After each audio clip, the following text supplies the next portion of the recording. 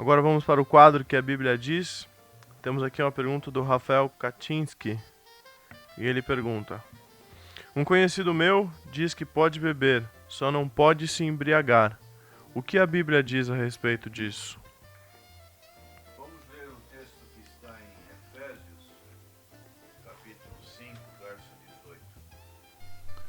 Vamos ler o texto que está em Efésios, capítulo 5, verso 18.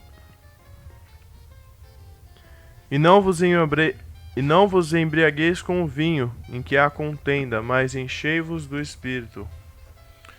Então aqui duas recomendações do apóstolo Paulo. A primeira, não vos embriagueis com o vinho. Para a pessoa utilizar um determinado limite, aí que está a grande interrogação. Até que ponto uma pessoa ela pode dar um gole, vamos assim dizer, num vinho e não se embriagar. Esse limiar é um limiar muito tênue. Uma pessoa que já passou por um processo de dependência de álcool, ela não tem esse limite. E aí ela pode adentrar por um caminho extremamente perigoso. E o vinho ele está relacionado com as orgias de Baco, nos quais os homens e as mulheres se embriagavam para realizar todos os tipos de atos imorais. Vamos ler um texto que está em Lucas, capítulo 12, verso 45, onde o Senhor falou da parábola do servo infiel. Mas se aquele servo disser em seu coração: o meu senhor tarda em vir, e começar a espancar os criados e criadas, e a comer e a beber, e a embriagar-se, virá o senhor daquele servo num dia em que não o espera, e numa hora em que ele não sabe, e separá-lo, e lhe dará a sua parte com os infiéis. Então aqui é bem claro, o vinho ele pode trazer essa situação, começar a comer, beber, a embriagar, quer dizer, ele vai perdendo aquela sobriedade, aquela vigilância que a pessoa normalmente que está cheia do Espírito tem, e vai perdendo a noção do serviço do Senhor. Então precisamos ter muito cuidado. Não é aconselhável a bebida alcoólica ao cristão, porque isso traz consequências desagradáveis. Aqui o Senhor Jesus, ele vai dizer comer e a beber. Não fica especificado que tipo de bebida que o Senhor falou, mas na conclusão ele diz e a embriagar-se. Quer dizer, uma pessoa que perdeu, por causa da bebida, ela perdeu o rumo, ela está totalmente influenciada pelo efeito do álcool, e dessa maneira ela perde a noção das coisas de Deus, seu coração é enganoso e as consequências são drásticas para a sua vida espiritual. Também o apóstolo Paulo, ele diz em 1 Tessalonicense, capítulo 5, no seu verso 7, ele também dá uma outra recomendação a respeito da bebida. Tem muitos textos, né? Mas estamos escolhendo esse para formalizar a nossa resposta. Porque os que dormem, dormem de noite, e os que se embebedam, embebedam-se de noite. Então, aqui está uma grande realidade. As pessoas que geralmente começam a ter esse hábito, geralmente é um hábito noturno, não é um hábito durante o dia, trabalham e depois querem relaxar, ter o seu happy hour, como diz, hoje é muito comum isso, e acabam se distanciando de Deus e curtindo a noite, e como diz Paulo, embebedam-se de noite. Mas nós, Paulo diz no verso 8, que somos do dia, sejamos sóbrios, vestindo-nos da couraça da fé e da caridade, e tendo por capacete a esperança da salvação. É um contraste. Nós somos do dia. O cristão, quando ele não tem um trabalho noturno, porque nós sabemos que tem muitos irmãos que têm uma jornada noturna, então precisam trabalhar à noite e aí vão dormir durante o dia. Mas quando o cristão tem uma atividade profissional durante o dia, ele não pode ser uma pessoa que vai dormir tarde e acordar tarde. O cristão ele tem que dormir cedo e acordar cedo, como uma pessoa que trabalha, por exemplo, no âmbito rural. Geralmente essas pessoas dormem cedo e acordam cedo. O cristão deve ser mais ou menos assim. Paulo está dizendo isso. Naquela época não existia a luz elétrica artificial, era tudo na base de vela, de óleo. Então chegava à noite e as pessoas não tinham televisão, não tinha nenhum atrativo, o que restava para elas era dormir. E ele dizia, nós somos do dia, então sejamos sóbrios. Próxima pergunta da irmã Débora. O que o pastor acha das igrejas terem blocos de carnaval cantando corinhos? Vamos ler alguns textos do que fala a palavra de Deus.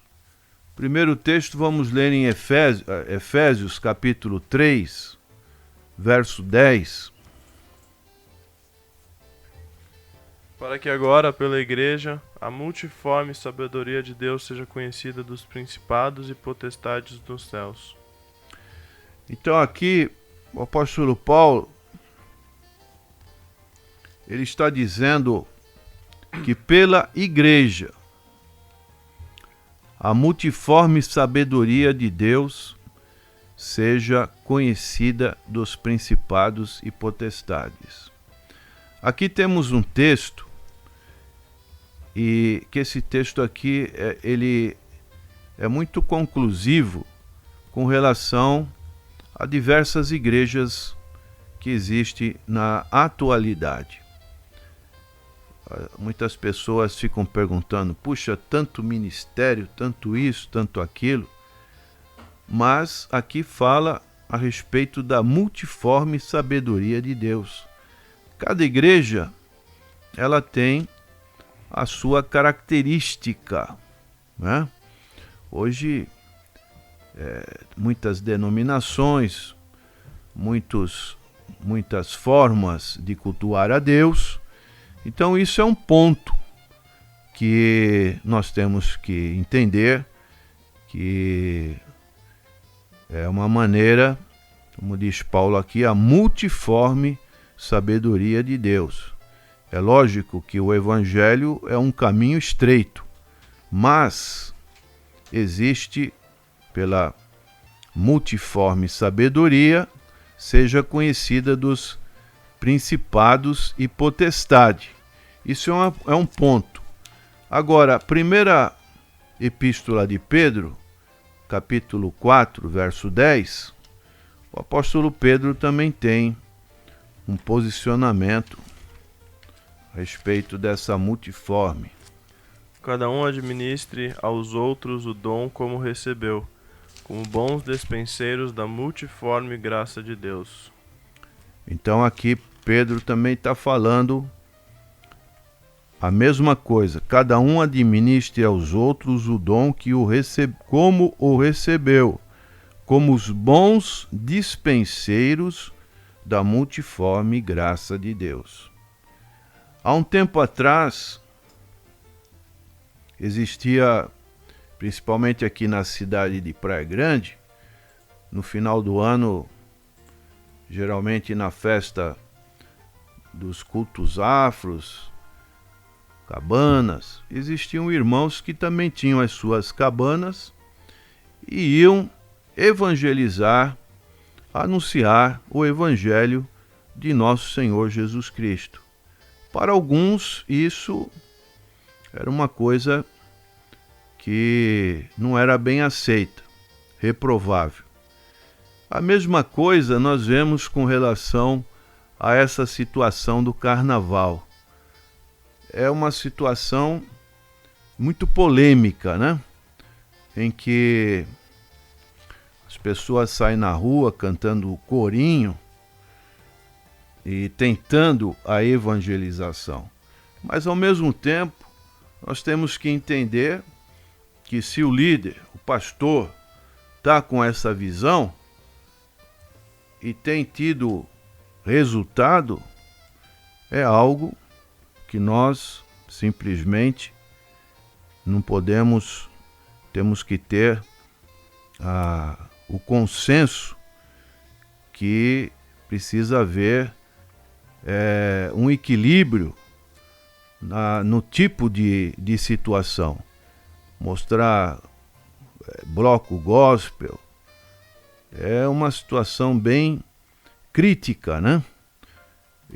Nós temos também o texto de 2 Coríntios, capítulo, olhando para um outro lado, né? O texto de Coríntios, capítulo 6, verso 16. E que consenso tem o templo de Deus com os ídolos? Porque vós sois o templo de Deus vivente. Como Deus disse, neles habitarei e entre eles andarei, e eu serei o seu Deus, e eles serão o meu povo. Por isso, sai do meio deles e apartai-vos, diz o Senhor, e não toqueis nada imundo, e eu vos receberei. E eu serei para vós pai, e vós serei para mim filhos e filhas, diz o Senhor Todo-Poderoso. Capítulo 7, verso 1. Ora, amados, pois que temos tais promessas, purifiquemo-nos de toda a imundícia da carne e do espírito, aperfeiçoando a santificação no temor de Deus. Então aqui Paulo está dizendo que deve haver entre nós cristãos e o mundo uma separação. Então aqui é um outro ponto muitíssimo importante, que principalmente numa época como essa, o cristão ele deve se separar dessa festa. As pessoas vão estar embriagadas na sensualidade da carne. Então, até que ponto isso tem ou não aprovação diante de Deus? É algo que deve caracterizar a consciência de cada um, principalmente dos líderes, com relação a esse movimento. Precisa ter muito equilíbrio e realmente é algo muito complicado de a gente fazer um julgamento. Eu creio que o cristão ele deve estar separado, consagrado ao Senhor. Tem vários momentos que nós podemos evangelizar e então essa seria a melhor alternativa. Amém.